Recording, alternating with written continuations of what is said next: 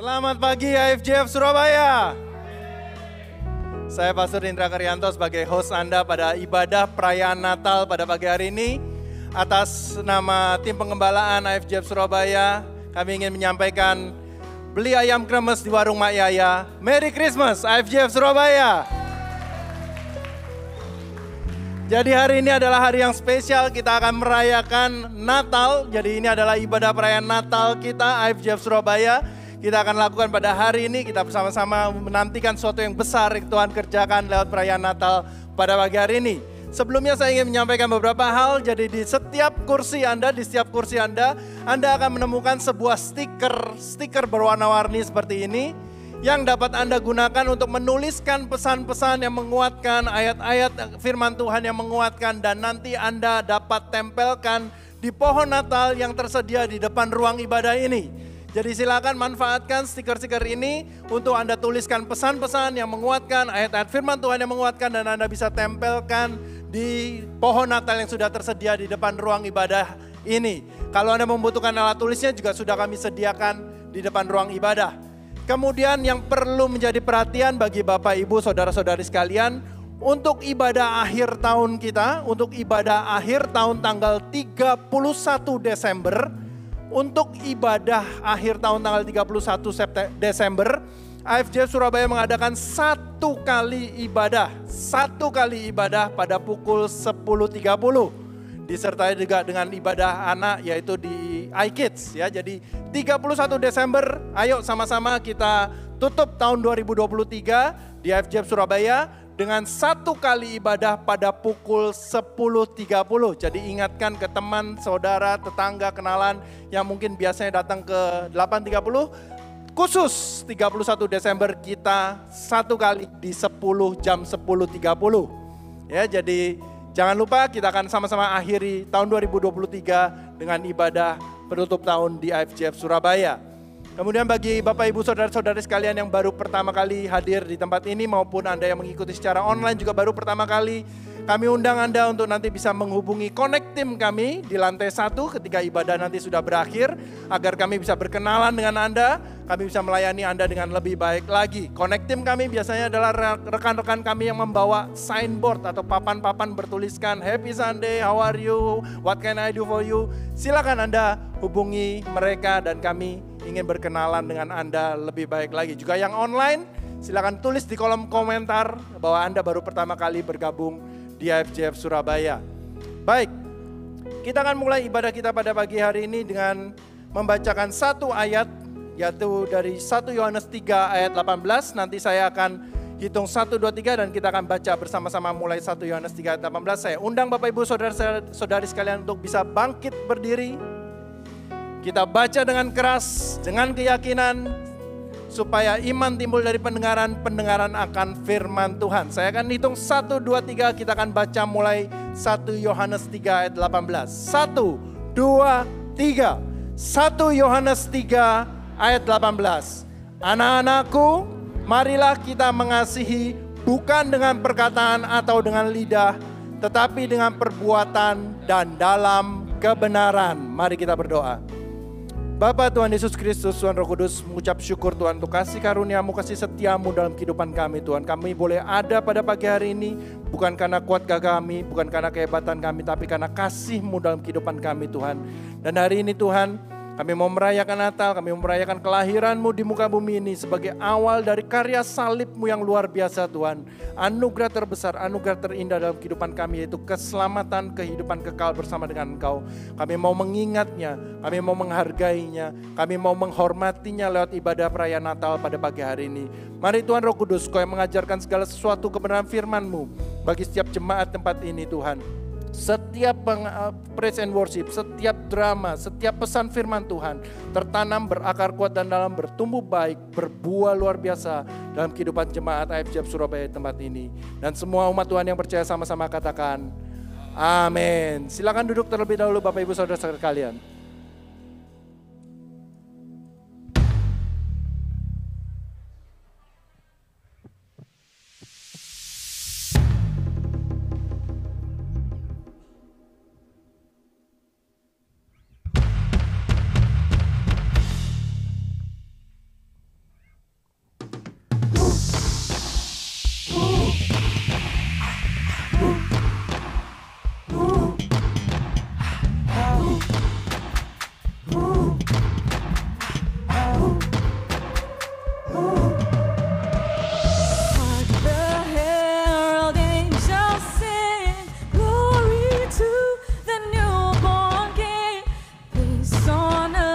and mercy, my God, and sinners reconciled. Joyful, all ye nations arise.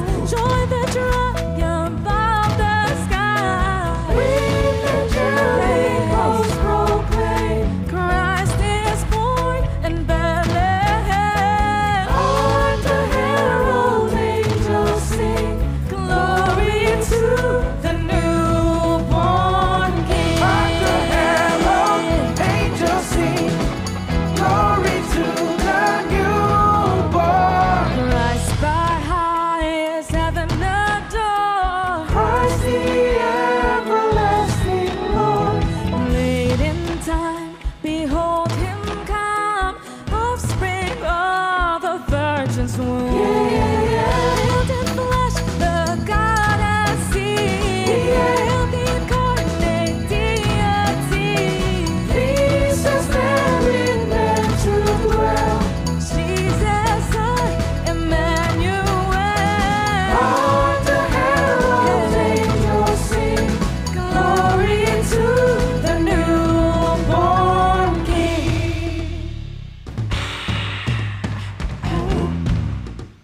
the angels.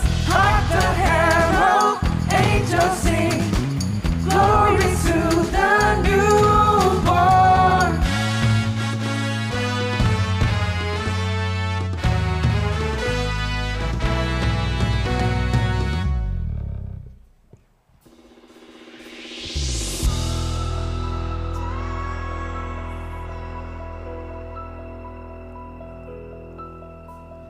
The heaven-born Prince of Peace, hail the Son of Righteousness, light and life to all he brings, reason with healing in his wings. On your way is glorified, Born that man, no more may fly. born to raise the sons of earth. Born to give them second birth. Hark the herald angels sing, Glory to the newborn King. hark the herald angels sing, glory to the newborn.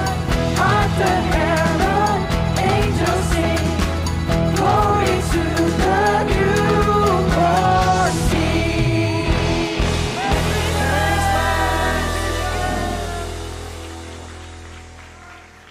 Merry Christmas Bella. Merry Christmas. Tapi namaku Stella.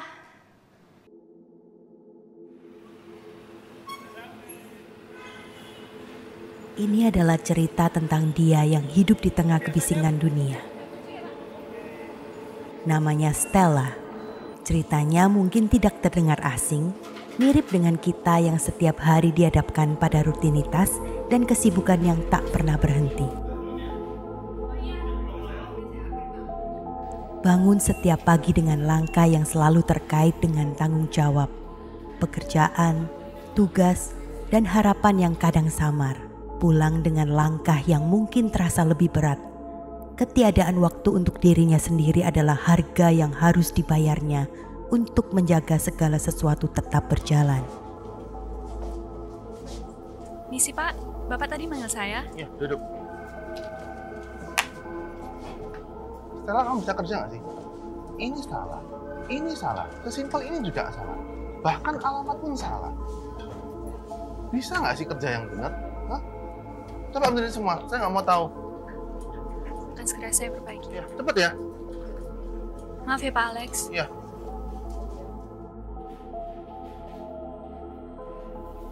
Stella nggak luput dari pertanyaan.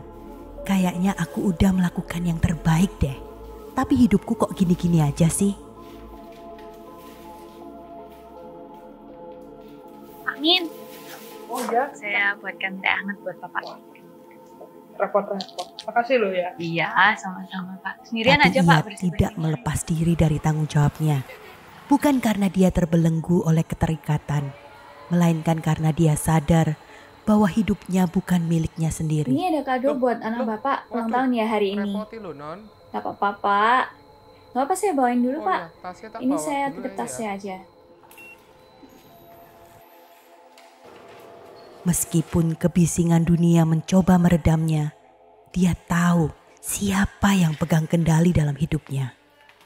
Baginya, pertanyaan hidup tidak hanya sebatas kenapa, melainkan juga untuk apa. Dek. Dek.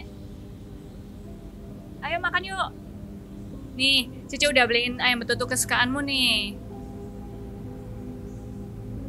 Stella paham bahwa hidupnya seperti lembaran buku yang belum selesai. Meskipun ibarat terjebak dalam rutinitas, dia selalu mencari cara Guys, untuk ini ya menemukan makanannya. keindahan, harapan, dan kekuatan dalam hidupnya. Kecil atau besar, setiap perkara adalah langkah dalam rencananya. Udah tahu ya. 365 hari lama tapi sama. Rutinitas Stella terus berjalan pada format yang sama.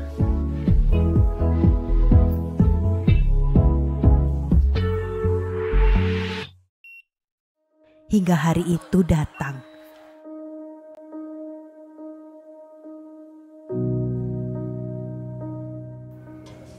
Halo, selamat siang. Ada yang bisa dibantu? Stella dipanggil ke ruangan Pak Alex sekarang ya. Oke, siap.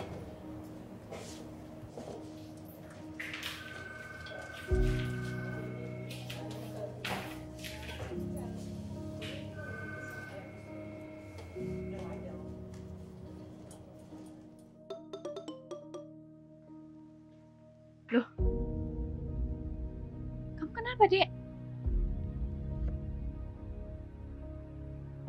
Loh, bentar, kamu di mana ini? Hah? Kamu kenapa? Bentar, kamu pelan-pelan jelasin ke Cece, kamu kenapa ini?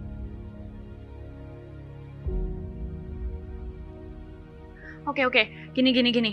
Bentar. Kamu sekarang Sherlock ke Cece. Cece bentar lagi ke sana ya. Kamu tenang, bentar lagi Cece ke sana, oke? Kamu Sherlock, cepetan. Dev, tolong bilangin Pak Alex, adikku nabrak, jadi aku harus ke rumah sakit sekarang. Oh iya, thank you, ada.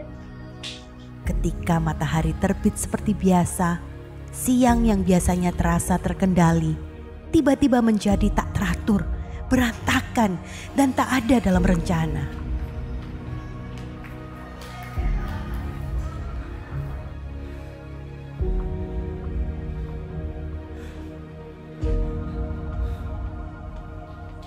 Kamu gak apa-apa? Aduh. Tenang. Tenang dulu ya, Dek. Kamu yang tenang.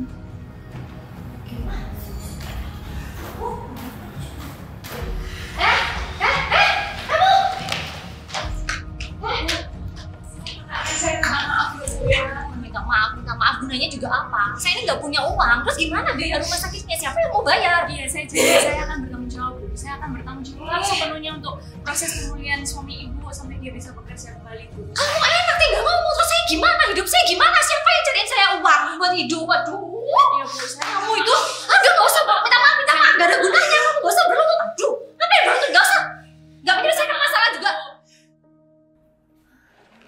Keadaan yang ia alami membuat Stella sangat bingung, takut, dan tidak tahu apa yang harus ia perbuat. Harga perawatan yang harus ia tanggung pun tidak kira-kira jumlahnya. Di situ mulailah Stella merasa dunianya runtuh.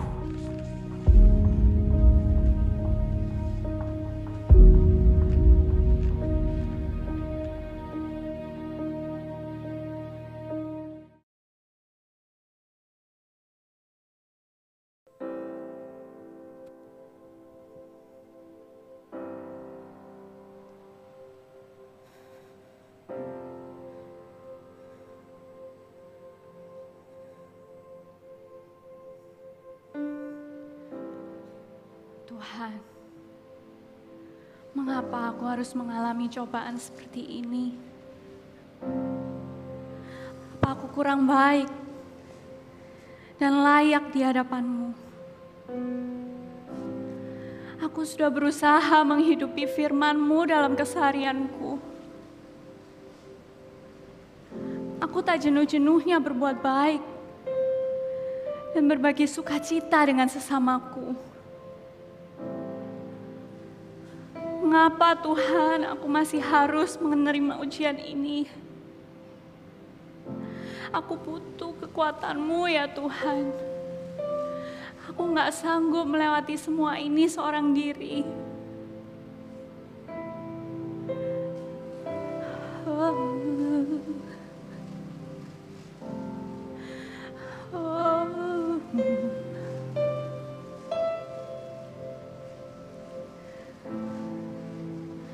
Tenanglah, hai jiwaku.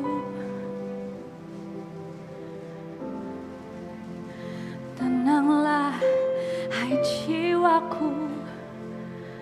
Ku datang padamu Tuhan, menyatakan ku perlukan Engkau.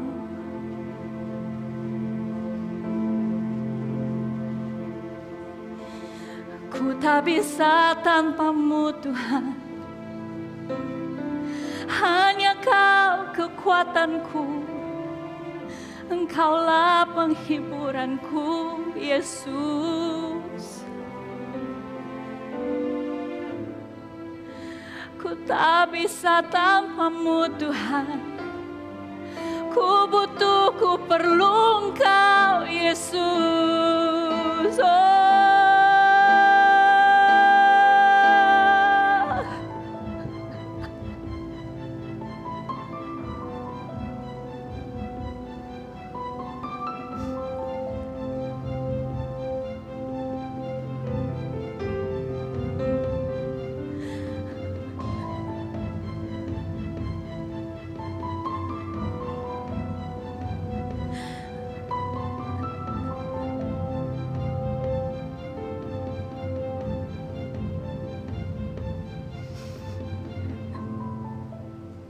Stella, anakku yang kukasihi, di setiap detik aku memperhatikanmu.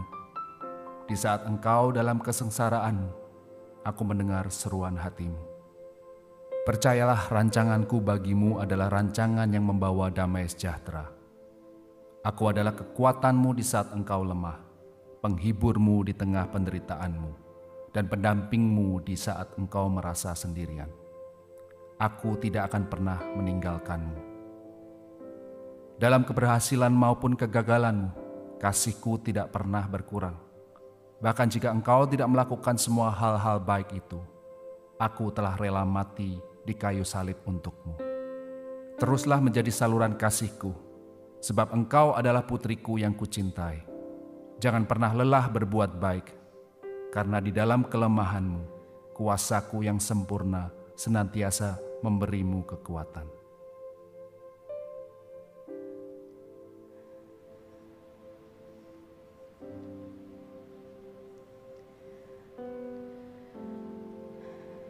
Tuhan, mampukan aku untuk tetap percaya kepadamu. Meskipun aku belum lihat.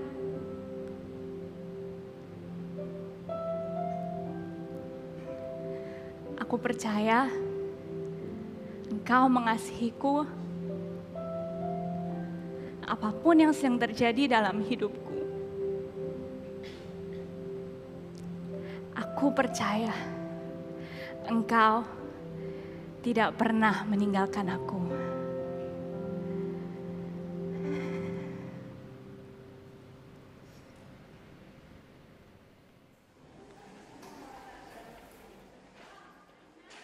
Dek, ayo kita lunasi bayar rumah sakitnya dulu yuk. Tapi nanti tabungannya habis. Udah, nggak apa-apa. Percaya Tuhan pasti buka jalan. Sus, saya mau pembayaran untuk kamar 406 atas nama Pak Budi Suyono. Bentar ya, kami cek dulu. Bu, atas nama Budi Suyono sudah lunas terbayar. Iya. Siapa yang bayar ya, Sus? Iya, siapa ya, Sus ya? Tadi atas nama Pak Alex. Alex. Terima kasih banyak loh Pak atas bantuannya. Sama-sama Stella. Gimana ini saya bisa balas kebaikan Bapak? Tidak masalah Stella. Saya pun juga merasa sangat terbantu dengan kehadiran Stella di kantor. Kamu juga sudah menjadi sangat tanggung jawab dan juga memberikan banyak teladan bagi rekan-rekan di kantor. Bantuan ini juga adalah inisiatif dari teman-teman. Semoga kamu tetap semangat ya. Dan juga pasien pun saya doakan biar cepat sembuh dan masalah pun dapat selesai secara kekeluargaan.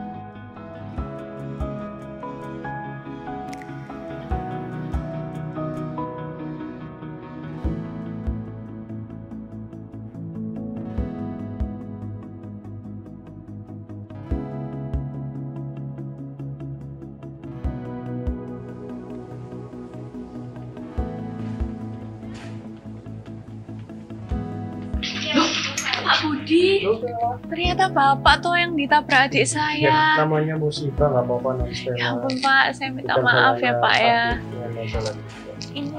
Ini ojek langganan CC kalau tiap ke kantor. Ini loh Bu, non Stella yang biasanya langganan ojek sama Bapak. Oh, non Stella. Maaf loh ya, Non. Maaf. Kemampuan maupun kegagalan Stella tidak mempengaruhi besar kasih yang Tuhan berikan dalam hidupnya. Cintanya tak bersyarat dan terlalu besar. Dalam kelemahan Stella, kekuatan yang lebih besar terungkap dan menyempurnakan. Iya, ada apa Pak Alex? Jadi bagaimana kabar adik kamu Stella? Puji Tuhan Pak, kemarin semua urusannya udah beres. Korbannya juga udah ditangani dengan baik. Ya, semua berkat bantuan Pak Alex juga. Saya terima kasih banyak Pak. Sama-sama Stella, puji Tuhan kalau begitu. Sebenarnya kemarin saya ada berita baik ya buat kamu. Tapi mungkin Tuhan punya rencana lebih indah buat kamu Stella. Wah, apa nih Pak? Jadi saya sudah memutuskan mulai tahun depan kamu akan saya angkat menjadi office manager di perusahaan ini. Serius Pak? Betul. Ini adalah kontraknya. Mungkin kamu bisa baca. Nanti kalau sudah selesai bisa menghadap untuk tim HRD. Sekali lagi, Stella diingatkan, jangan sampai lelah kehidupan membuat ia lelah dalam memancarkan kasih Tuhan.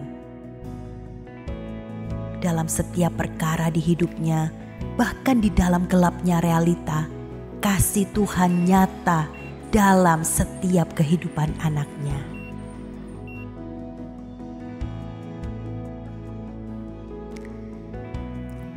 For God so loved the world that He gave His only Son. Celebrate love every day because Christmas is not just a season, it's love in action. For God so loved the world that He gave His only Son. Church, saat Yesus lahir, kita semua percaya ada pengharapan yang baru, amen. Oleh karena itu we should be glad in it. Kita mau rayakan Dia bersama-sama, biar Dia yang dirayakan di tempat ini. Kami mau ajak semuanya bangkit berdiri, and let's sing this song together.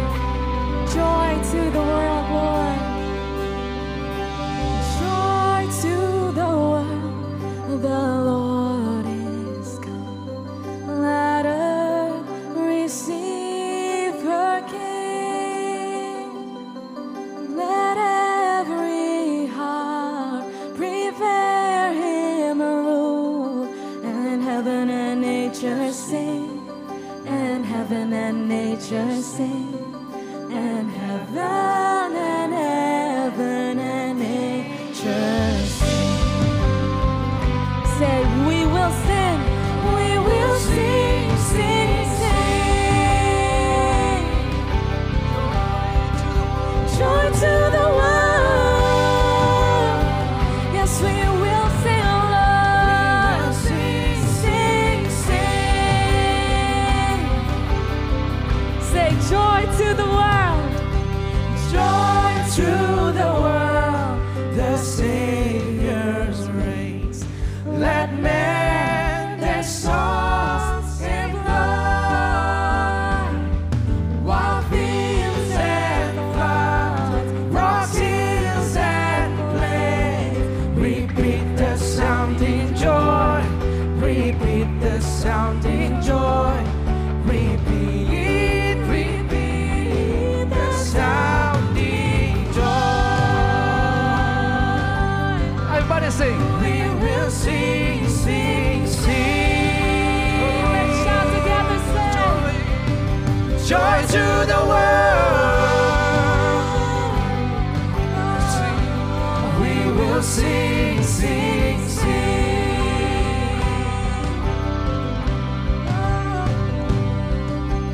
He rules the world with truth and grace, and makes the nations prove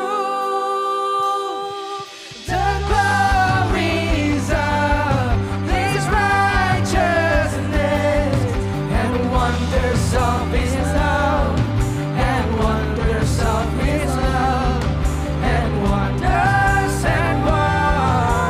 of His love. So we will sing, sing, sing. You're the joy to the world. We will sing for you. We will sing, sing, sing. Well, let's declare it joyful, joyful. Joyful, joyful, we adore Thee, God of glory, Lord of love. Hearts are both like clouds before Thee, only to the sons above. Joyful, joyful, we adore Thee, God of glory, Lord of love. Hearts are both like clouds before Thee, only to the sons above.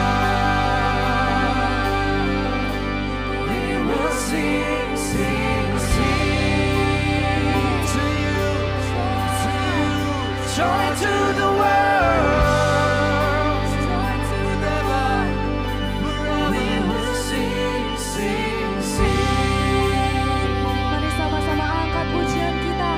Katakan. Sembah dan puji Dia, sembah dan puji Dia, sembah dan puji Dia, Sang Raja. Sembah dan puji Dia. Pulihkan nama Yesus. Engkau layak Tuhan menerima segala sembah dan pujian kami. Tidak satu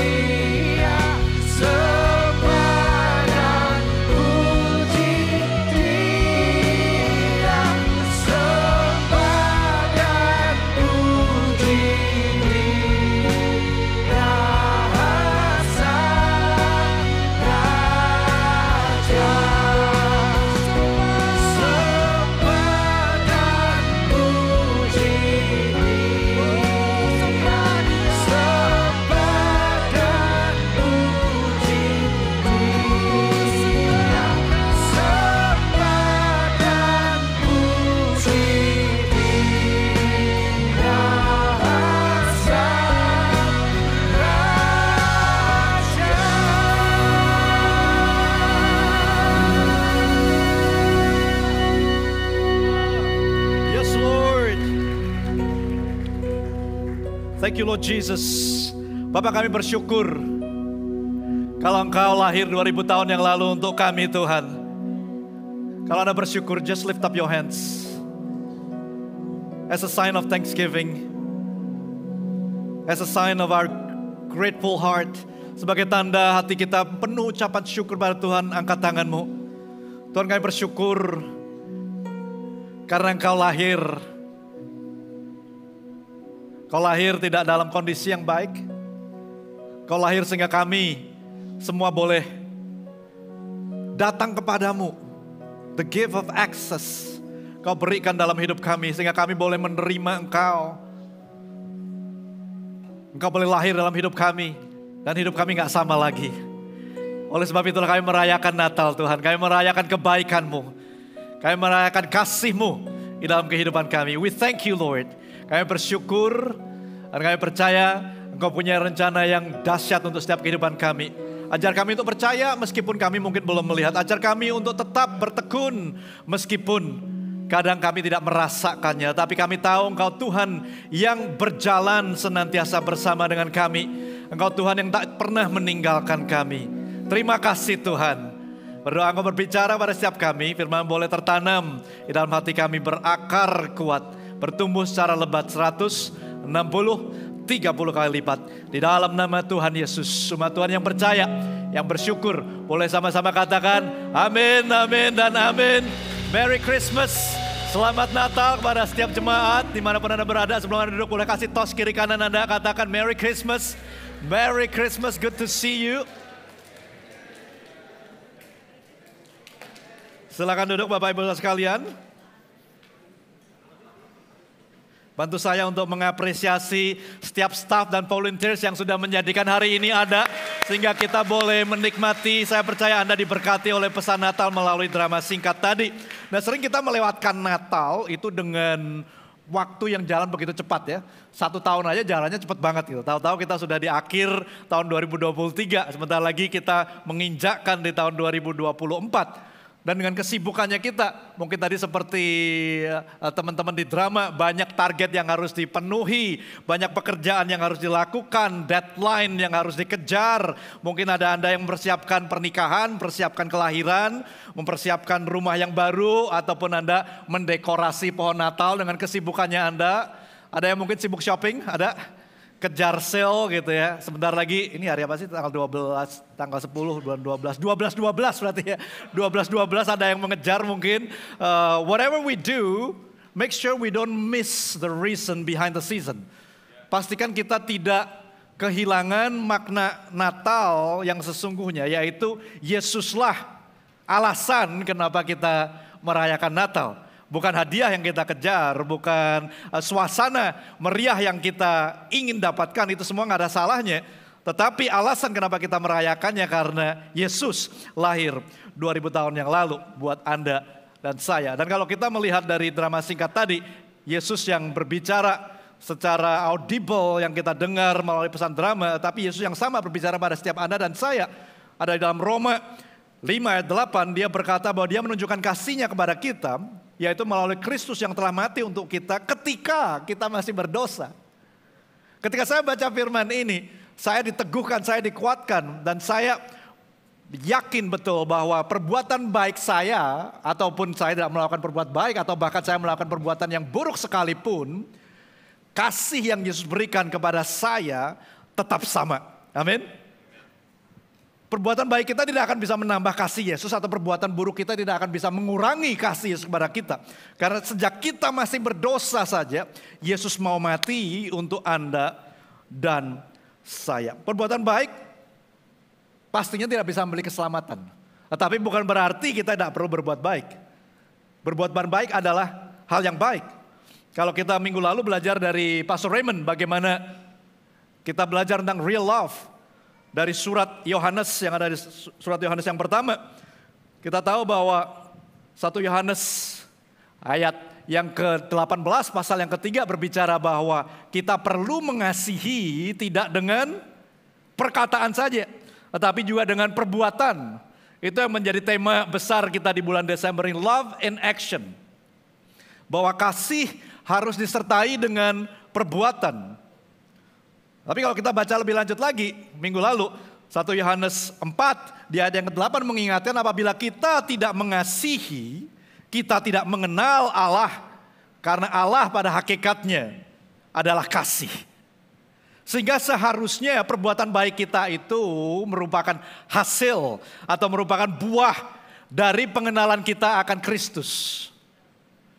Apabila kita mengenal Kristus, maka perbuatan baik itu harusnya mengalir keluar. Seperti kalau saya gambarkan mungkin sebuah gelas yang kosong. Ketika gelas ini kosong, kita tuangkan isinya kosong. Tetapi ketika itu diisi dengan kasih, yang mana Allah itu adalah kasih, dengan kita mengenal Tuhan, maka sampai air ini meluber keluar daripada gelas tersebut, itulah perbuatan baik kita. Seharusnya merupakan sebuah luapan atau hasil atau buah daripada kasih Tuhan yang begitu besar di dalam hidup kita. Dan kalau kita melihat di 1 Yohanes 4 ayat yang ke-19, dikatakan bahwa kita bisa mengasihi karena Allah terlebih dahulu mengasihi kita. Karena Dia yang terlebih dahulu mengasihi kita. Pada hakikatnya dosa mengkorupsi apa yang ada dalam hidup kita. Tadi kalau gambarannya gelas, dosa sudah mengkorupsi apa yang baik di dalam gelas ini, dalam hidup kita ini. Sehingga ini kosong, gak ada isinya. Bahkan isinya mungkin banyak kotoran, banyak hal yang najis, banyak hal yang tidak berkenan. Tetapi ketika diisi oleh kasih Allah, kotoran ini bisa keluar semuanya. Dan akhirnya sebagai luapannya seharusnya menjadi bagaimana kita menunjukkan kasih itu dengan perbuatan. Dan kelahiran Yesus merupakan perwujudan kasih Allah kepada setiap manusia yang ada di dunia itu. Sehingga Yohanes 3 ayat 16 yang sering kita dengar, yang mungkin kita hafal, bahwa begitu besar kasih Allah akan dunia ini sehingga Ia telah mengaruniakan anaknya yang tunggal. Sehingga begitu besar kasih Tuhan akan Anda dan saya, terbungkus, terwujud di dalam satu sosok, di dalam satu individu, yaitu Yesus. Gambar bayi Yesus yang dilahirkan di dunia. Saya senang panitia Natal mempersiapkan ada satu kalender 31 hari di bulan Desember ini, dengan setiap kotaknya ada hal-hal kecil yang kita bisa lakukan, hal sederhana yang kita bisa lakukan, perbuatan baik yang merupakan bagian daripada kasih kita yang nyata yang bisa kita lakukan.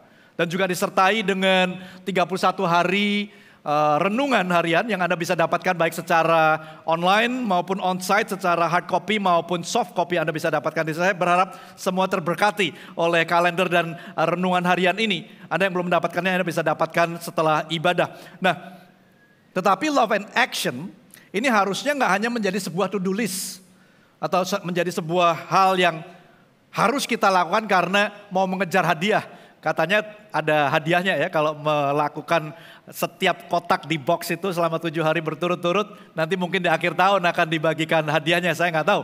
Tetapi kalau itu menjadi to-do list, maka kita kehilangan esensi daripada makna Natal yang sebenarnya. Bahwa seharusnya ini nggak hanya dilakukan juga di bulan Natal saja, bulan Desember saja, tapi harusnya menjadi bagian daripada setiap kehidupan kita orang percaya. Yang setuju katakan amin.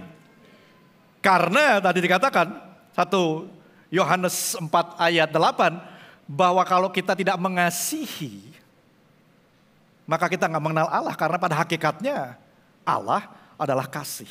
Sehingga itu harusnya menjadi luapan daripada hidup kita. Dalam konteks yang serupa, Paulus ini menjelaskan di Efesus 3. Saya akan bacakan dengan cepat sebelum saya masuk ke pesan Natal pada hari ini. Paulus berkata di Efesus 3 ayat yang ke-16, aku berdoa supaya Ia menurut kekayaan kemuliaannya menguatkan dan meneguhkan kamu oleh rohnya di dalam batinmu. Paulus berkata bahwa untuk kita bisa melakukan perbuatan baik sebagai bagian daripada kasih yang kita nyatakan, ini harusnya bukan dengan kuat dan gagah kita. Karena kalau pakai mengandalkan kekuatan kita sendiri, pasti suatu saat kita akan menyerah. Pasti suatu saat kita akan berkata that's it, enough. Tetapi Paulus berkata bersandarlah pada Roh Kudus. Bersandarlah kepada Roh Kudus. Ayat 17 dikatakan sehingga oleh imanmu Kristus diam di dalam hatimu. Yesus bisa lahir di dalam hati setiap kita. Nggak hanya di sana dikatakan dan kamu berakar serta berdasar, that you are rooted and you are built grounded di dalam kasih itu sendiri.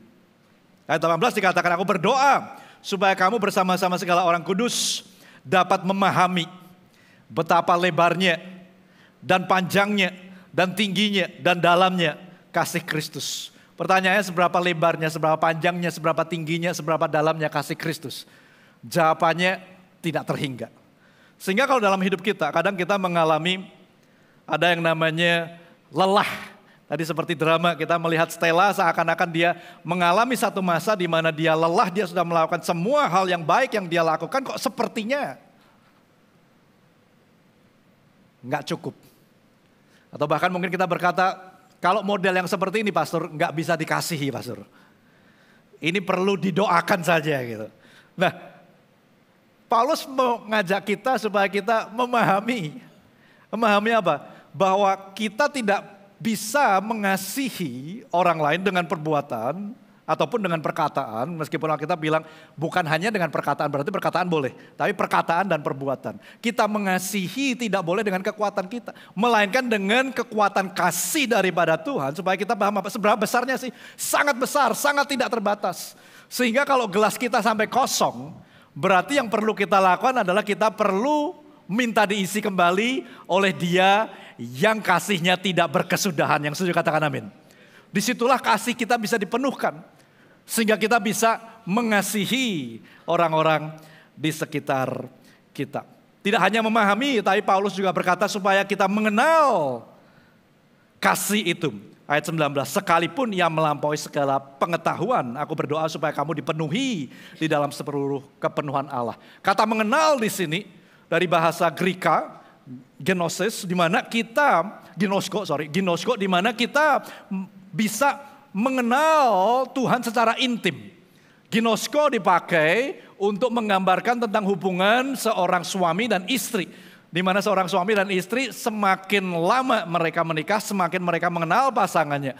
Saya menikah dengan istri hampir 22 tahun, di mana saya semakin mengenal istri saya dibandingkan tahun pertama kami menikah pastinya. Demikian juga dengan ginosko, ini berbicara Anda semakin paham persis tentang siapa Tuhan.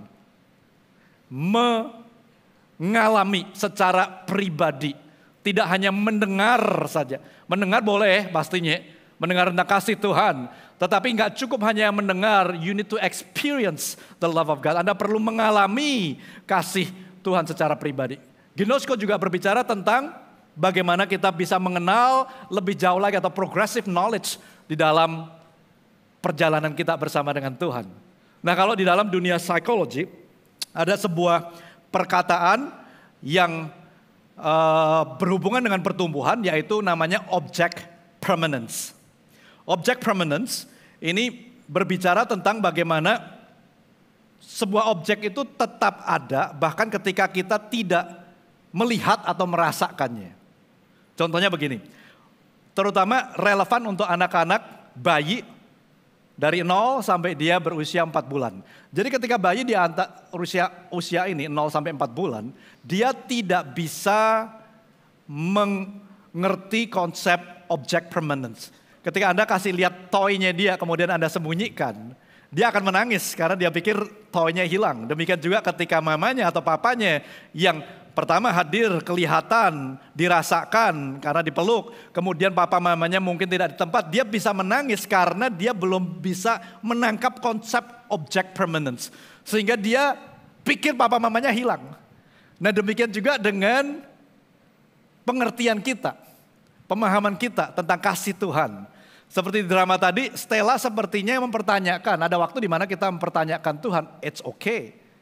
Tetapi yang kita perlu ketahui adalah meskipun Tuhan sepertinya tidak ada di sana, meskipun sepertinya kasih Tuhan tidak nyata, tidak hadir, meskipun sepertinya penyertaan Tuhan tidak ada bersama dengan kita, tetapi yang kita perlu ketahui adalah Dia ada di sana dan Dia menyertai kita. Yang setuju katakan amin. Di sini kita akhirnya menjadi dewasa, lebih dewasa di dalam pengenalan kita akan kasih Tuhan. Kalau kita senantiasa mempertanyakan, ada nggak sih kasih Tuhan? Berarti mungkin yang perlu dipertanyakan adalah apakah kita sudah semakin dewasa di dalam pengenalan kita akan kasih Tuhan. Karena ginosko berbicara tentang progressive knowledge. Kita perlu mengenal kasih Kristus, mengalami kasih Kristus, dan semakin hari kita semakin mengenal, oh kasihnya Tuhan itu seperti ini, kasih setianya tidak pernah berubah dulu, sekarang, sampai selama-lamanya. Bahkan ketika aku berdosa, dia sudah mengasihi aku dengan mau mati buat aku. Nah, ketika kita semakin memahami kasih Kristus, semakin kita akhirnya rooted and grounded. Semakin kita tertanam dan berdasar di dalam kasih Tuhan. Dan di ayat 19 di sini berbicara tentang kasih yang bukan kepada Allah. Seringkali berpikir kita adalah kasih kepada Allah dalam perbuatan pastinya baik. Tetapi Paulus berkata ini bukan kasih kepada Allah, tetapi kasihnya Allah.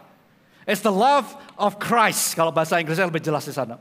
Sehingga sebetulnya bukan mengandalkan kekuatan kita, tetapi kita bisa menerima kasih yang sama. Yaitu Allah sendiri yang ada di dalam hidup kita. Nah, gimana sih kasih Allah itu? Kasih Allah diwujudkan melalui Yesus.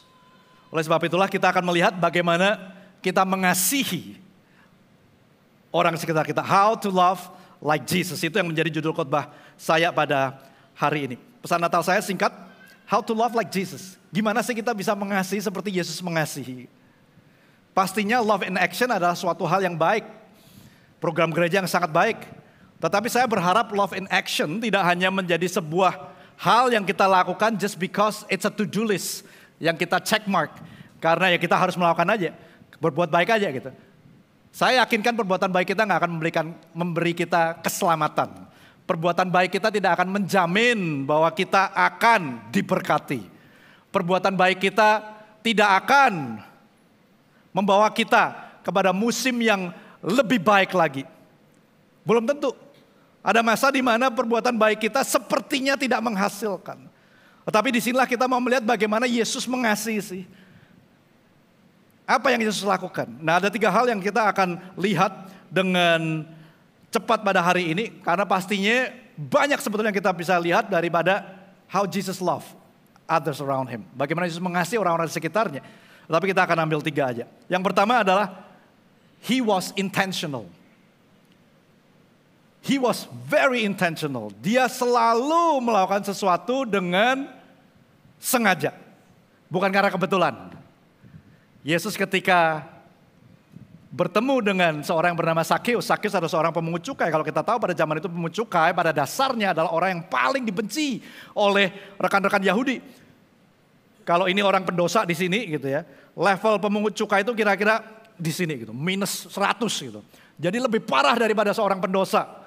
Itulah seorang pemungut cukai sehingga dia diasingkan. Dia seringkali tidak mau diajak bicara. Tetapi ketika Yesus datang, dia hendak ke Yerusalem melewati satu kota bernama Yeriko. Di sana orang banyak berkumpul seperti pada biasanya sehingga Sakeus yang tubuhnya pendek kata firman Tuhan gak bisa kelihatan. Maka dia harus naik ke atas pohon. Dan ketika Yesus dari kejauhan dia melihat Sakeus, maka dia sengaja, he was very intentional. Dia sengaja datang kepada Sakeus sampai di pohonnya dan berkata, Sakeus boleh gak kamu turun? Supaya aku malam ini bisa mampir ke rumah kamu dan kita ngobrol. He was very intentional. Seringkali yang membuat kita nggak bisa mengasihi seperti ini karena kita mementingkan diri kita sendiri, agenda kita sendiri. Ini permasalahan yang saya percaya sudah ada sejak awal penciptaan juga, tapi hari-hari ini semakin nyata. Egocentrism ini semakin nyata di dalam masyarakat yang maju seperti kita saat ini, di mana kita selalu berkata me, myself, and I. Apa yang menjadi keperluanku, apa yang menjadi kebutuhanku, apa yang menjadi kelemahanku, bahkan apa yang menjadi kekuranganku, itu yang dulu aku mau lakukan. Tetapi Yesus yang seharusnya dia waktu itu berjalan menuju kemana? Dia harusnya berjalan menuju ke Yerusalem untuk mati disalibkan. Artinya apa? Artinya dia punya tugas yang harusnya lebih besar, lebih mulia daripada ngobrol sama seorang pendosa yang lebih dosa lagi. Tetapi dia tahu bahwa Sakeus perlu interaksi ini tadi. Yesus melakukan satu perbuatan baik yang kelihatannya kecil. Cuma ngajak ngobrol dan ngajak mampir ke rumahnya. Tetapi di situ terjadi transformasi dalam kehidupan seorang Zakheus. He was very intentional. Istri saya Mary pernah berkata kepada saya begini, do you know that you are not always lovable? Tahu nggak sih kamu itu nggak selalu mudah untuk dicintai gitu. Ya seorang pastor terutama model seperti ini gitu ya, tidak selalu mudah dicintai. Dan dia berkata, when you are not lovable, ketika kamu nggak mudah untuk dicintai, aku memilih untuk sengaja mencintai kamu lebih dengan menunjukkan perbuatan-perbuatan baik yang aku bisa lakukan. My love language adalah acts of service. Sehingga ketika ada waktu di mana saya menyakiti istri saya, ketika dia merasa mungkin gak didengarkan, seharusnya dia punya hak, bukan hak lah ya, dia punya pilihan. Itu kata tepat. Punya pilihan untuk apa? Menghiraukan saya. Ini manusia seperti ini gak layak dikasih, betul bukan? Jangan katakan amin gitu ya. Karena masih layak dikasihi setiap orang itu. Termasuk orang yang menjekno. Nah, dia tetapi memutuskan untuk lebih sengaja mengasihi saya. Dengan cara yang sangat sederhana. I'm an easy man to please. Saya mudah banget dibuat merasa dikasihi dengan cara itu tadi, makan malam disediakan. Nah, di awal pernikahan kami, ketika kami bertengkar, dia bilang, you know what, the kitchen is yours. Lu bisa ambil makan sendiri, kan lu punya 2 tangan sih gitu. Kan lu bisa lakukan sendiri, itu di awal pernikahan.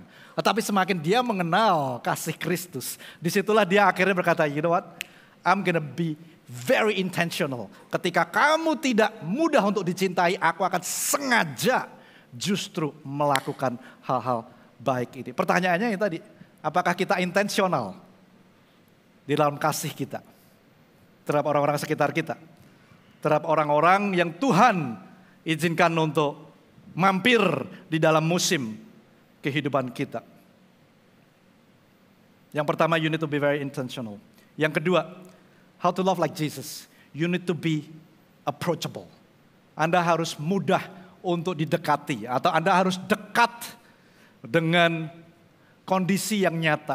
Seringkali kita menjadi high and mighty, kita menjadi besar dan hebat. Seperti siapa? Seperti kalau di Alkitab kita berbicara orang-orang Farisi, ahli-ahli Taurat. Mereka kelihatannya sempurna sehingga orang akan berpikir it's impossible kalau gua mau jadi sekudus dia, kalau gua mau jadi sehebat dia. Yesus nggak hanya secara sengaja, tetapi dia juga membuat dirinya menjadi mudah untuk didekati.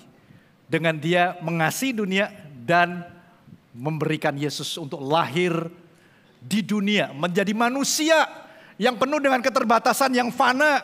Dan lahirnya pun di tempat yang menyerupai kandang. Sehingga kita tahu salah satu tamu pertama Yesus adalah para gembala. Yang pada saat itu merupakan sebuah pekerjaan yang najis, yang kotor, yang rendah. Karena berhubungan dengan kotoran, berhubungan dengan kadangkala ada darah, melahirkan anak dan harus dipotong dan lain sebagainya. Sehingga anggapannya Yesus ini sengaja, nggak hanya sengaja tapi dia mendekatkan diri kepada orang-orang supaya semua orang bisa mendekat kepada dia. Tanpa harus lewat protokol, tanpa harus melihat bahwa oh dia terlalu hebat anak Tuhan. But he made himself just like us. Bahkan mungkin sepertinya kalau dia lahirnya, banyak dari kita lahir di rumah sakit bukan? Dia lahirnya di kandang. Di sanalah kita bisa melihat bahwa dia mau menjadikan dirinya approachable. Bisa didekati oleh orang-orang di sekitarnya. Bahkan gak hanya dalam konteks najis atau kotor secara pekerjaan, secara fisik, tetapi juga secara sosial, di mana orang-orang yang ada di sekitar Yesus adalah orang-orang yang gak layak sebetulnya. Mereka pemungut cukai, mereka orang-orang yang kita mungkin kasih label sebagai seorang pelacur, seorang yang memiliki masa lalu yang gelap, yang seharusnya tidak ada di sekitarnya Yesus. Mereka yang penuh dengan sakit penyakit, kusta, buta, lumpuh, orang-orang kafir, ini merekalah yang ada di sekitar Yesus seringkali. Because he was very approachable. Being approachable, untuk kita bisa menjadi orang yang mudah didekati bukan berarti kita akhirnya sama seperti orang dunia. Bukan berarti kita sama dengan dunia ini. Bukan berarti kita berkompromi dengan dosa. Karena Yesus dia menjadi approachable, at the same time, di waktu yang bersamaan, dia tidak berdosa. Dia bisa menjaga hidupnya kudus. Saya sering berkata kepada para pemimpin tempat ini, bahwa kita perlu membuka hidup kita kepada orang yang kita pimpin. Termasuk para mentors ini, saya berkata, be vulnerable with your mentees. Mulai gak hanya kita jago menceritakan tentang apa yang kita lakukan hebat. Gak hanya kita jago dalam memberikan solusi, memberikan hikmat, memberikan nasihat demi nasihat. Itu semuanya baik. Tetapi terlebih daripada itu, kita perlu memastikan bahwa we are approachable. Dengan cara apa? Dengan cara kita membuka dapur kita. Ini loh kelemahanku, ini loh kegagalanku. Ini loh di sini loh, ketika aku melakukan ini aku salah. Because vulnerability builds bridges. Karena kerentanan kita itu membangun jembatan. Membangun jembatan itu apa? Untuk orang bisa melihat bahwa I can be like him. That's why, itulah mengapa banyak orang senantiasa di sekitarnya Yesus. Karena mereka bilang, ini gak seperti orang Farisi deh. Ini gak seperti ahli Taurat deh. Kalau ahli Taurat gak mungkin deh gue bisa seperti itu. Hukumnya ada 630 dan satu pun gak ada yang boleh terlewatkan. Tapi Yesus seakan-akan berbeda. Bukan berarti dia jatuh dalam dosa. Bukan berarti dia tidak mentaati hukum Taurat. Tapi dia bilang aku datang bukan untuk meniadakan. Melainkan untuk mengenapinya. Sehingga dalam hal ini sama dengan Anda dan saya. Bagaimana kita bisa membuka diri kita. Menjadi vulnerable. Menjadi rentan kepada orang di sekitarnya. Sehingga orang-orang bisa approach kita. Bisa mendekat kepada kita. Bagaimana sih kita bisa menjadi lebih approachable? Saya kasih beberapa ide aja. Yang pertama mungkin kita bisa make ourselves available. Untuk kita bisa approachable, we need to sometimes let people come to us mengganggu agendanya kita. Dan ketika mereka datang, yang kita perlu lakukan adalah kita terima mereka dan kita terima dengan penuh perhatian yang 100%. Enggak sambil mereka ngomong kemudian, terus, iya gimana? Oke lah itu gampang lah gitu. Then you are not really approachable. Anda sebetulnya sedang mengusir mereka cepat-cepat pulang aja gitu. How can we be more approachable? Mungkin tips yang kedua adalah Anda senyum lebih banyak. Coba di dalam kegelapan ini bisa kasih senyum ke kiri kanan Anda gitu. Then you are more approachable gitu. Yang single saya doakan setelah keluar hari ini Anda senyuman Anda semakin lebar. Karena ketemu dengan seorang yang mungkin akan bisa ada ajak kenalan lebih lanjut lagi. Smile will make yourself more approachable. Saya percaya ketika Yesus ketemu dengan Zacchaeus. Dia datang bukan dengan gayanya yang nuduh, ngajarin gini, enggak. Tapi dia dengan senyumannya yang khas. Yesus saya nggak tahu, nanti kita kalau ketemu di surga kita akan lihat. Gitu. Zacchaeus, kenapa kamu nggak turun aja gitu. Kita ngobrol dari rumah kamu. Bahkan Yesus ketika dia bertemu dengan orang-orang yang Alkitab katakan berdosa. Mereka yang ada seorang wanita yang pendarahan 12 tahun. Kita ingat cerita itu mungkin di firman Tuhan. Di mana dia menyentuh jubahnya Yesus.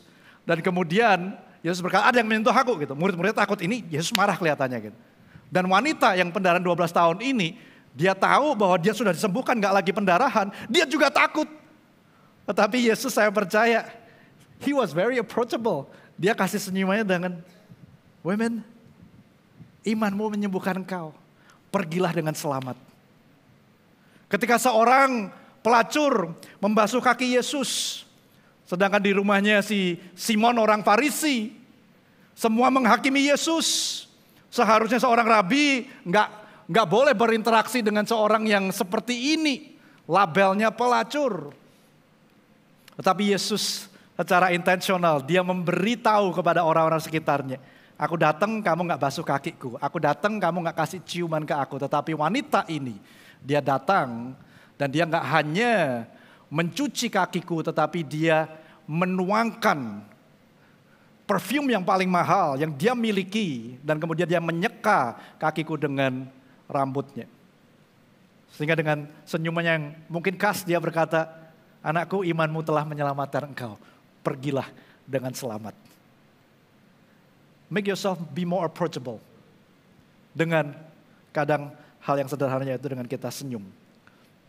Mungkin juga dengan perkataan-perkataan kita. Kalau kita melihat semua interaksi Yesus selalu dipenuhi dengan kata-kata yang membangun, bukan kata-kata yang merendahkan. Kata-kata yang beri kehidupan, bukan kata-kata yang justru mengecilkan atau mematikan.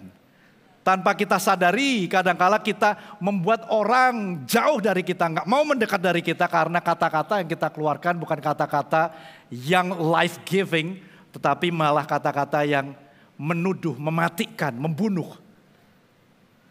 Let's evaluate. Are we loving like Jesus? Apakah kita mengasihi seperti Yesus mengasihi? Be intentional, be approachable. Dan yang ketiga, be graceful. Graceful di sini memang saya sengaja kasih kata des, betul ada desnya di sana, ya. Di mana saya mau menunjukkan bahwa kita perlu dipenuhi oleh kasih karunia di dalam setiap interaksinya kita, di dalam bagaimana kita melakukan perbuatan baik. Bukan graceful yang 1L yang kadang bisa diterjemahkan sebagai anggun. Saya percaya Yesus nggak anggun sama sekali gitu. Mungkin dia menjadi sosok yang sangat dihormati karena kelemah lembutannya dia. Tapi bukan anggun yang gambarannya kita seperti sekarang yang jadi judge itu ya. Bukan anggun itu juga. Ini anggun yang gambarannya adalah seorang yang high and mighty. Yang kalau kemana-mana harus dagunya naik begitu. That's not the Jesus that we know. Yesus yang kita tahu. Setiap interaksi dia penuh dengan kasih karunia. Di Yohanes 8 tercatat sebuah peristiwa di mana ketika Yesus mengajar. Kemudian ahli-ahli Farisi, ahli-ahli Taurat dan orang-orang Farisi datang dan membawa seorang yang tertangkap berzina. Pada zaman itu seorang yang tertangkap berzina biasanya ditelanjangin. Komentarnya berkata sekitar dari atas ini ditelanjangin kemudian dipermalukan. Untuk apa? Untuk setelah itu dihukum dengan dirajam batu. Dilempar wanita ini. Di tengah-tengah Yesus ngajar. Kalau saya bilang kurang ajar sih orang-orang ini. Tapi memang mereka sengaja mau menjebak Yesus. Dan interaksi Yesus dengan wanita yang ditemukan berzina ini. Dia gak seperti orang-orang yang lain. Yang menuduh, yang menghakimi, yang mengecilkan, yang melabel, yang memandang hina. Tapi Yesus cuma dengan sederhananya dia gak bilang apa sih sebetulnya kalau Anda baca. Dia membungkuk dan dia menuliskan di tanah. Kita gak tahu apa yang Yesus tuliskan. Mungkin nanti waktu kita di surga tanya sama Yesus, lu nulis apa Yesus waktu kejadian itu gitu. Mungkin Yesus nulis setiap dosa-dosa orang-orang yang menuduh wanita yang berbuat zina ini. Semua dosanya ditulis sama Yesus. Dan kemudian Yesus sambil nulis, Yesus berkata, kalau kamu gak berdosa, kamu jadilah orang yang pertama yang melempar batu. Satu-satu ngacir. Sampai Yesus akhirnya tanya sama wanita ini, mana para penuduhmu? Dan wanitanya berjawab, sudah gak ada. Dan Yesus berkata, aku juga gak menuduhmu. Bahasa Indonesia, mana penghukummu? Tetapi lebih tepatnya adalah mana penuduhmu? Yang menuduh engkau, yang mengecilkan engkau, yang merendahkan engkau. Aku tidak menuduhmu juga. Go and sin no more. Pergilah dan jangan berbuat dosa lagi. Nah, seringkali kita gak bisa mengasihi dengan graceful. Dengan penuh kasih karunia. Ada beberapa kemungkinan seperti ini. Kemungkinan kita terbiasa untuk menghakimi orang lain. Di pikiran kita ketika terbesit satu nama, coba Anda pikirkan seorang yang paling bencekno. Sudah? Kalau nggak ada yang terbesit maksudnya, berarti luar biasa Anda gitu. Saya aja terbesit beberapa dan bukan Anda di sini gitu. Tapi ada yang keluar. Dan ini labelnya ada banyak sekali. Kita menghakimi, manusia seperti ini nggak layak lah. Ngapain, gue udah lakuin banyak buat dia, udahlah. Semakin kita menghakimi, waktu Anda bertemu dengan orang itu, sulit untuk Anda bisa memberikan kasih karunia. Mungkin kita nggak bisa mengasihi dengan penuh kasih karunia karena kita menggunakan tolak ukur kita kepada dia. Nih, kalau mau ikut Yesus harus segini ya. Kalau nggak segini, dosa nggak bisa gitu. Yesus nggak bilang gitu. Bahkan dia ketika datang ke dunia, dia nggak pakai tolak ukurnya surga. Kalau dia pakai tolak ukurnya surga, none of us are saved. Nggak ada satupun kita yang bisa selamat kalau pakai tolak ukurnya dia. Tetapi dia justru memberikan hidupnya sehingga ada dan saya dilayakkan. Karena dia nggak pakai tolak ukurnya. Nah, saya sama istri saya tanpa sadar ini saya punya satu kelemahan, banyaklah kelemahannya ya, bukan satu aja gitu. Tapi salah satu kelemahan saya yang paling masih nyata sampai hari ini, bahkan beberapa hari yang lalu masih terjadi adalah ketika dia tanya tentang komputer. Dan saya harus mengajarkan kepada dia. Saya merasa gini aja kok gak bisa sih gitu. Gregetan gitu ya. Aduh gimana sih gitu. Gitu. Padahal saya sudah bahasa Jermannya ngempet gitu ya. Saya sudah berusaha dengan penuh kasih karunia berbahasa roh dulu gitu. Tapi tetap ternyata interaksi sama dia itu dia bilang you are not being graceful to me. Padahal maksud saya baik. Dia kalau dia pernah minggu lalu kalau dia kerja di rumah sehingga dia pakai komputer dan pakai satu HP-nya dia untuk ngelihat Excel atau spreadsheet gitu ya.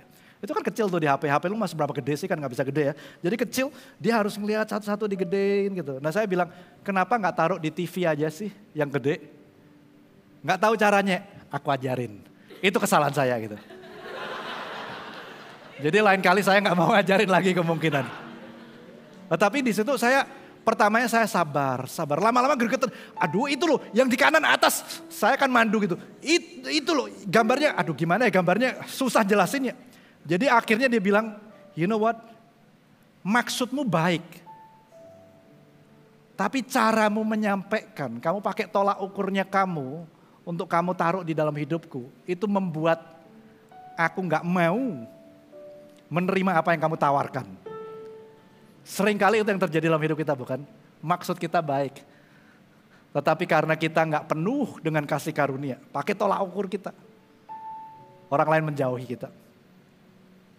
Atau kemungkinan yang lain adalah kita belum menerima kasih karunia itu sendiri.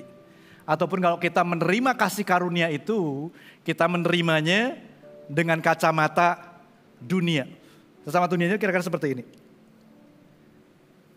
Gua ini gak pernah mabuk, gak pernah judi, gak pernah main perempuan. Dosa gua gak terlalu banyak lah. Dibandingkan dia tuh. Dosanya lebih banyak. Nah, Yesus berkata di dalam Lukas 7 ayat 47. Itu ketika Yesus di rumahnya si Simon orang Farisi tadi. Dan kemudian kakinya dibasuh oleh seorang pelacur. Dengan minyak wangi-wangian dan dengan rambutnya dia seka.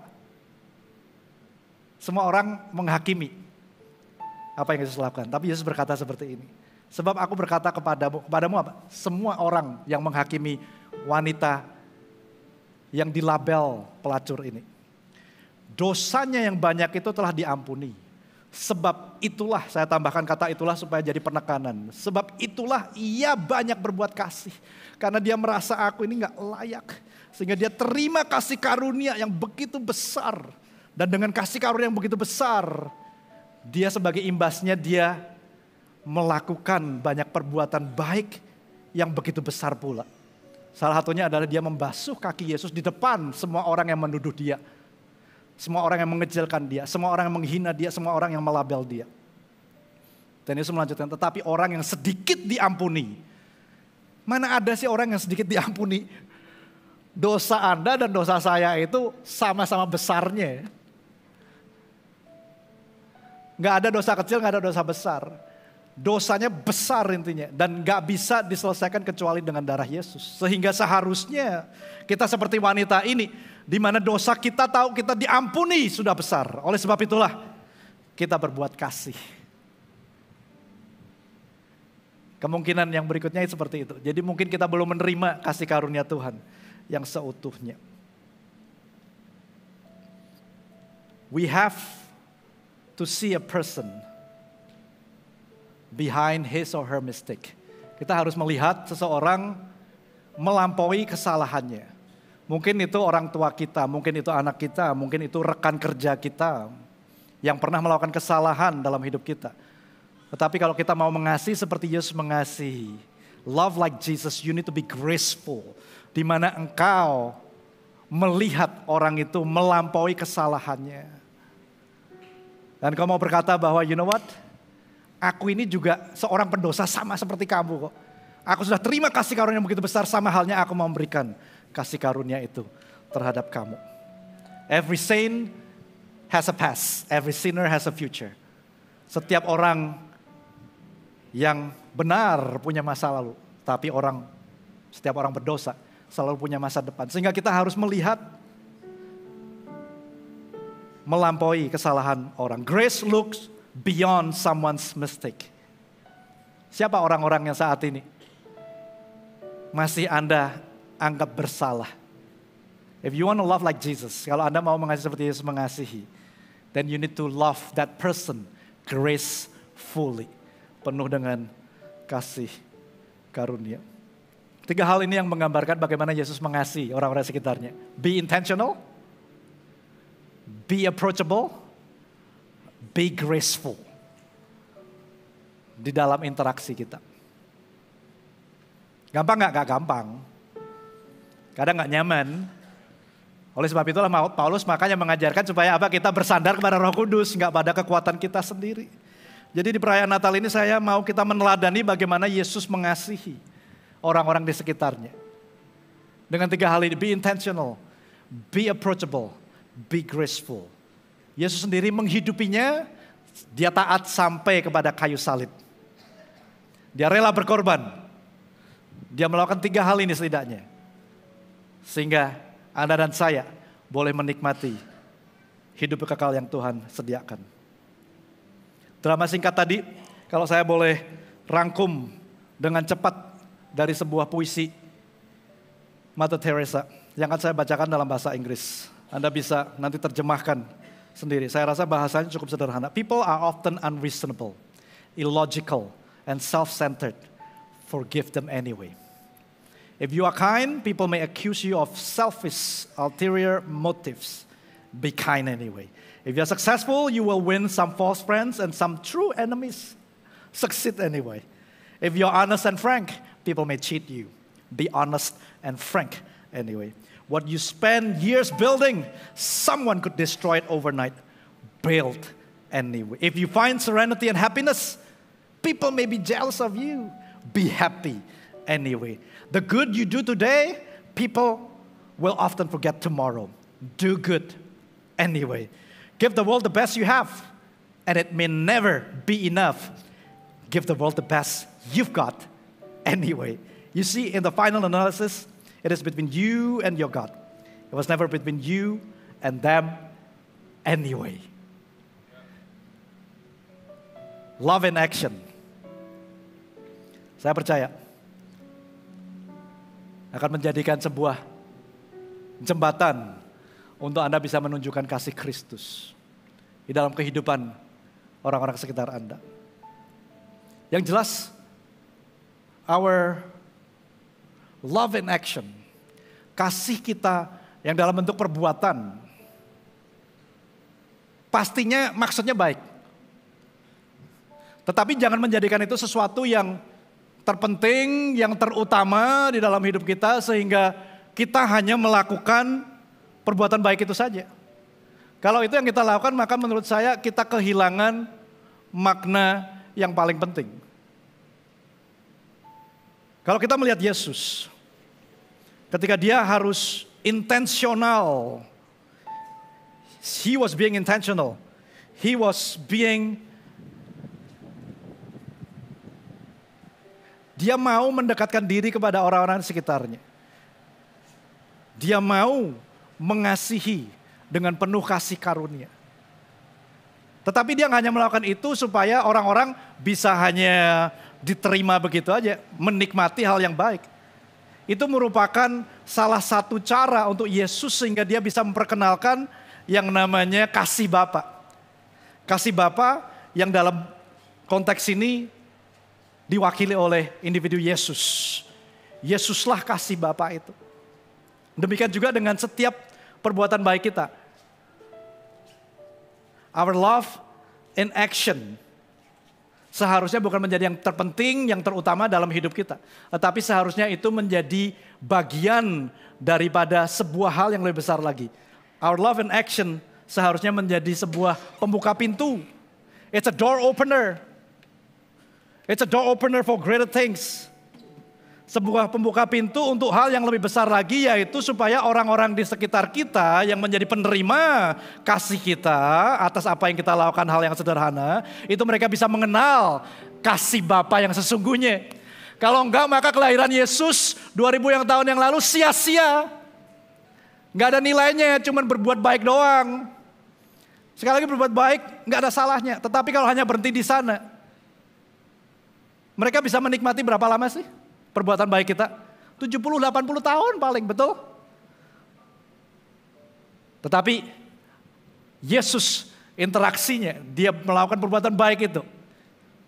Di Yohanes 3 ayat 16 yang kita baca di awal, dikatakan karena begitu besar kasih Allah akan dunia ini sehingga ia telah mengaruniakan anak yang tunggal. Supaya apa? Ada maksudnya.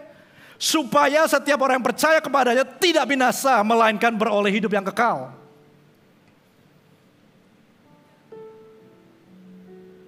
Our love in action should be a door opener.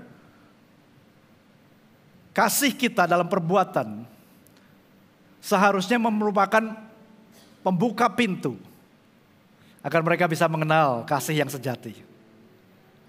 Makanya Yesus berkata di Yohanes 10 ayat yang 9, akulah pintu. Barang siapa masuk melalui aku, ia akan selamat dan ia akan masuk dan keluar dan menemukan padang rumput.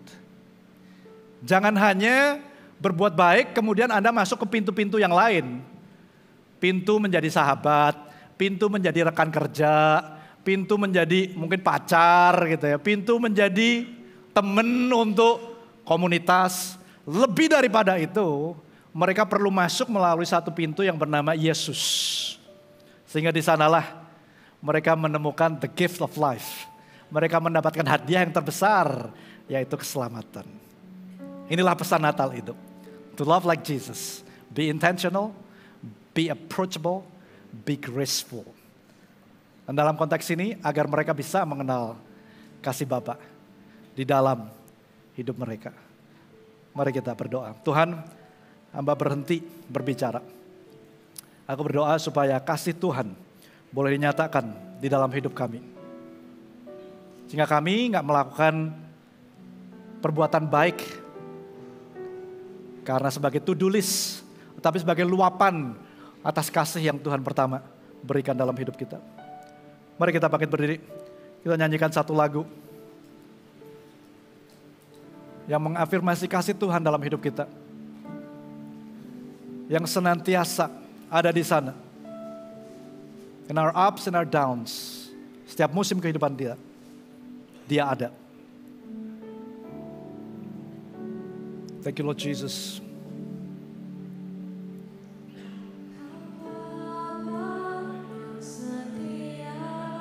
Yes, faithful.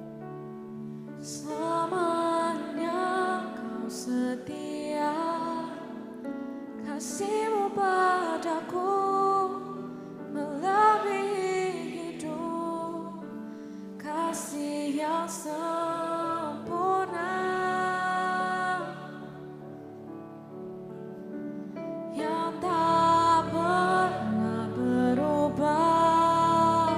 Berubah, yang tak pernah tinggalkan. amin. Kasih-Mu padaku tak berkesudahan untuk selamanya.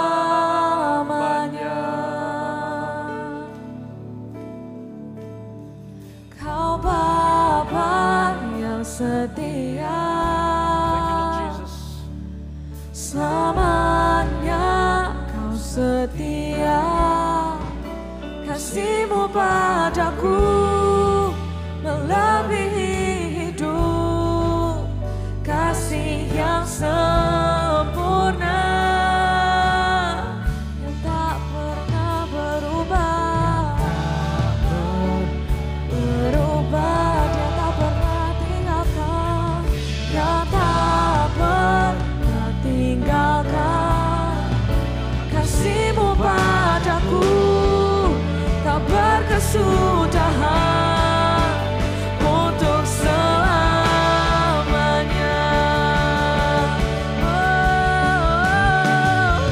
Kau Bapa yang setia, selamanya kau setia, kasih-Mu padaku melebihi hidup, kasih yang sempurna yang tak pernah berubah, yang tak pernah tinggalkan. Kasih-Mu padaku tak berkesudahan untuk selamanya. Saya rindu berdoa. Kalau ada Anda yang hadir di ibadah Natal ini dan Anda belum pernah menerima Yesus sebagai Tuhan dan Juru Selamat, saya yakin dan percaya ada banyak orang di sekitar Anda yang sudah memberikan hal-hal baik dalam hidup Anda. Mungkin berupa ajakan, berupa kata-kata yang membangun Anda. Dan hari ini Anda berada di tempat ini bukan kebetulan. Anda mendengar firman Tuhan bahwa lebih daripada itu semua, Yesus ingin Anda memiliki keselamatan dan hidup di dalam kekekalan nantinya. Kalau ini Anda ingin berkata, aku mau menerima Yesus sebagai Tuhan Juru Selamat. Firman Tuhan berkata, dengan hati orang percaya dan dibenarkan, dengan mulut orang mengaku dan diselamatkan. Kalau itu Anda bisa sama-sama dengan iman. Anda taruh tangan Anda di dada dengan semua mata terpejam.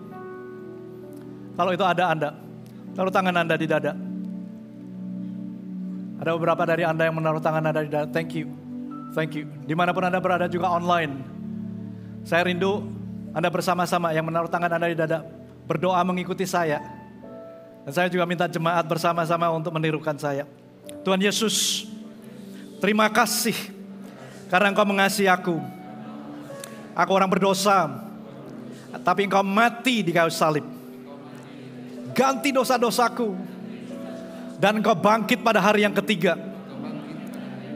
Hari ini aku membuka hatiku, mengundang Engkau untuk masuk sebagai Tuhan dan Juru Selamatku. Ampuni dosa-dosaku. Bentuk aku semakin hari semakin serupa dengan Engkau. Di dalam nama Tuhan Yesus. Amin, amin, amin. Boleh berikan sorak-sorai kemuliaan buat Tuhan. Anda yang baru menerima Tuhan Yesus untuk pertama kalinya, kami rindu untuk melayani Anda dengan lebih lanjut. Anda bisa memberitahu teman-teman di Connect Team ataupun melalui Instagram kami dan kami akan memberikan pelayanan kami ke Anda sehingga Anda bisa bertumbuh di dalam Tuhan lebih lanjut. Saya ingin berdoa untuk grup yang kedua. Kalau ada Anda yang merasa Anda sudah memberikan yang terbaik, mengasihi orang sekitar Anda, you've done your part. Tapi Anda merasa kering, Anda merasa kasih Tuhan gak ada lagi dalam hidup Anda. Kalau Anda lihat di Wahyu 3 ayat 20 ketika berkata bahwa Tuhan berdiri di depan pintu dan mengetuk. Sebetulnya itu bukan gambar orang yang belum percaya. Tetapi sebetulnya sedang ditujukan kepada gereja Tuhan. Yang mana kalau Anda lihat di Wahyu 2, berkata bahwa aku tahu perbuatan baikmu sebagai orang percaya. Aku tahu apa yang kau lakukan baik. Tetapi kalau itu gak ada kasih. Kalau itu tanpa kasih itu sia-sia. Seperti 1 Korintus 13 ayat 2. Dan semuanya itu baik tetapi engkau telah meninggalkan kasihmu yang mula-mula. Seringkali kita melakukan semuanya hal baik ini sebagai sebuah program aja. Tetapi kita diingatkan bahwa terlebih daripada itu, kita perlu mengalami kasih Tuhan di dalam hidup kita. Kalau itu Anda merasa jauh dari Tuhan, Anda merasa kering. Pesan Natal hari ini adalah Anda kembali mengalami dan memahami akan kasih Tuhan. Taruh tangan Anda di dada. Tuhan, Kau melihat tangan-tangan yang ada di dada mereka dan berkata, Tuhan, aku mau mengalami Engkau, memahami kasih-Mu lebih dalam lagi. Aku berdoa ada pengalaman yang baru dengan Tuhan. Ada kedewasaan yang baru berjalan bersama dengan Engkau. Ginosko terjadi Tuhan, mereka boleh mengenal kasih-Mu dengan lebih dalam lagi. Aku berdoa setiap beban berat yang iblis taruh di dalam hidup mereka boleh dipatahkan, digantikan dengan kuk yang Tuhan pasang di dalam hidup mereka.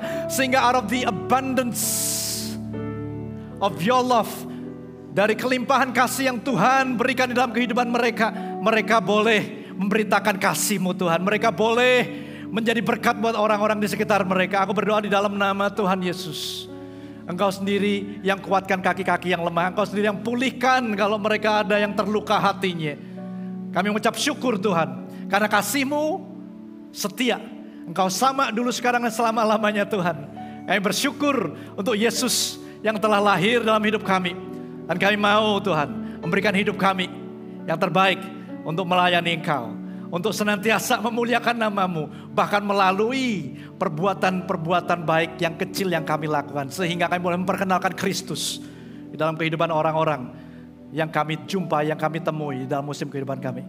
Di dalam nama Tuhan Yesus kami berdoa, kami bersyukur. Yang percaya sama-sama katakan amin, amin, dan amin. Silakan duduk Bapak Ibu Saudara sekalian. Kita akan menyaksikan Seed News.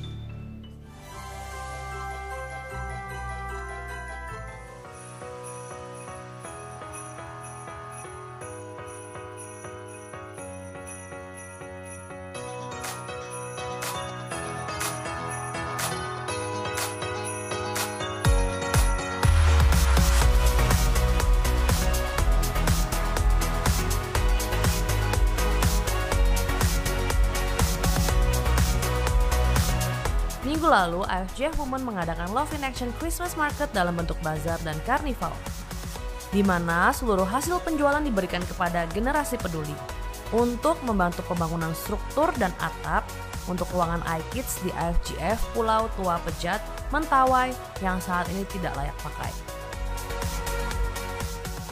Terima kasih kepada seluruh vendor dan teman-teman yang telah berdonasi dan membantu anak-anak di IFJF Pulau Tua Pejat agar dapat beribadah dengan layak.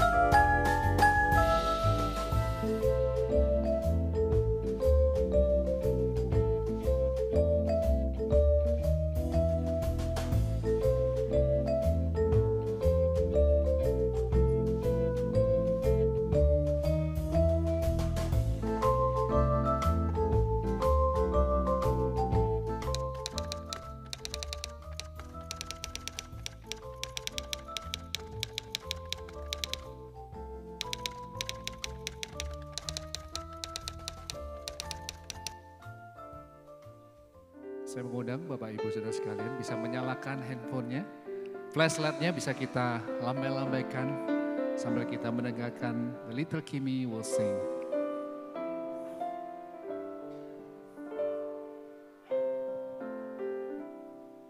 Angels we have heard on high, sweetly singing o'er the plains, and the mountains in reply, echoing their joyous strain. Gloria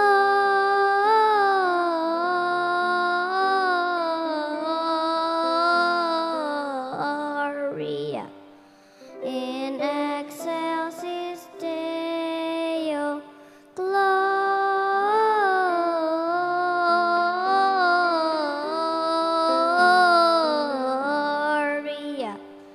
in excelsis Deo.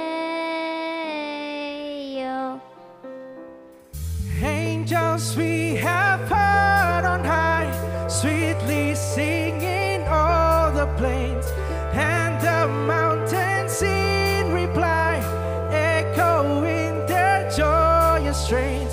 Gloria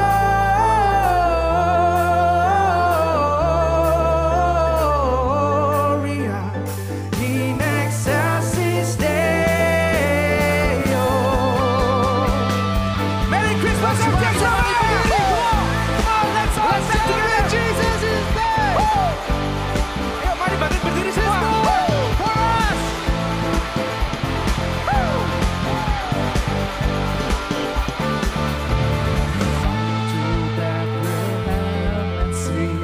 Him whose birth the angels sing, come adore on bended knees, Christ the Lord, the new. Come on, everybody sing it all.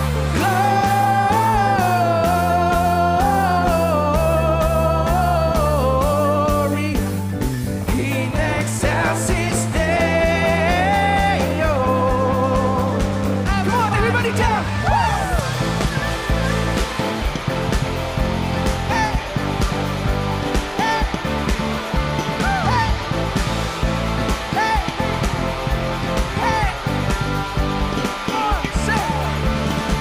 Can you hear the angels sing? Hear the angels sing, singing glory in the highest.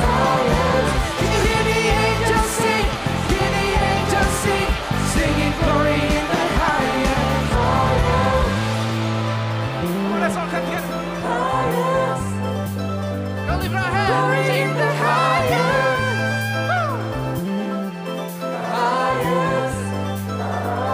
Come on, let's all sing together.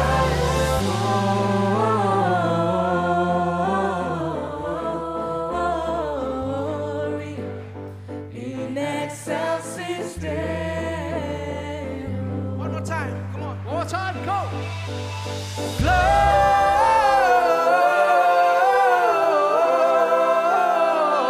Gloria in excelsis Deo.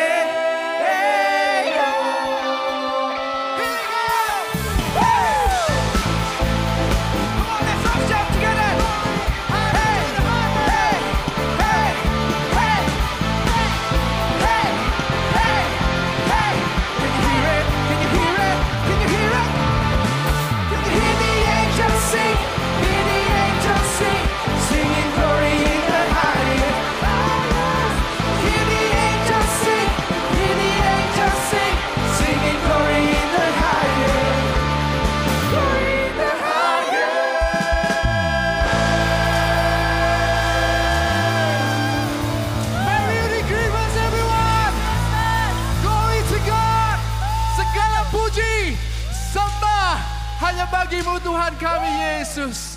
Jemaat yang kasih Tuhan, angkatlah kedua tanganmu. Hari ini boleh ada karena Tuhan baik dalam kehidupan kita semua. Hari kita mengingat bagaimana Dia lahir ke dunia untuk menjadi seperti kita manusia, untuk merasakan segala apa yang kita rasakan, untuk menebus, melakukan apa yang tidak bisa kita lakukan. Dan selamanya kita mengingat dan mengucap syukur atas kebaikan dan kasih-Nya dalam kehidupan kita. Kalau kedua tanganmu jemaat yang kasih Tuhan, terima berkat dari Allah Bapa, perlindungan dari Allah Bapa, kasih karunia dari Tuhan kita Yesus Kristus, penghiburan dan penyertaan kesetiaan Roh Kudus yang menemani kita dari awal sampai pada akhirnya. Dan untuk itu semua kita memiliki pengharapan yang kekal bersama dengan Kristus yang telah membeli hidup kita dari segala dosa dan kesalahan kita. Terima kasih Tuhan. Kami berikan hati kami Tuhan setiap waktu hanya kepadamu Tuhan. Ingatkanlah kami setiap hari bahwa Engkau tidak pernah meninggalkan kami sedetik pun. Tangan-Mu yang kuat selalu memegang kehidupan kami. Tidak ada satu musim pun Tuhan yang Engkau Tuhan meninggalkan kami. Tangan-Mu akan memegang. Tangan kanan-Mu yang kuat memegang kami dan membawa kami dalam kemenangan-Mu Tuhan. Dalam rencana-Mu Tuhan, dengan maksud-Mu Tuhan dalam kehidupan kami. Terima kasih Bapa. Kami berdoa Tuhan di penghujung akhir tahun ini Tuhan. Kami akan menerima Tuhan apa yang baik dari Engkau Tuhan. Biarlah kami selalu mengucap syukur. Hati kami meluap dengan ucapan syukur dan damai-Mu Tuhan. Terima kasih Bapa. Kami tahu Tuhan, kami serahkan semua dalam tangan-Mu Tuhan. Dan biarlah Tuhan selama hidup kami Tuhan, kami akan selalu melekat kepadamu. Terima kasih. Kami percaya Tuhan, Engkau ada bersama dengan kami. Dan kami terima berkat-Mu semua. Jemaat yang dikasihi Tuhan dan percaya katakan sama-sama. Amin. Merry Christmas. Happy Sunday. See you next week. Happy Holiday.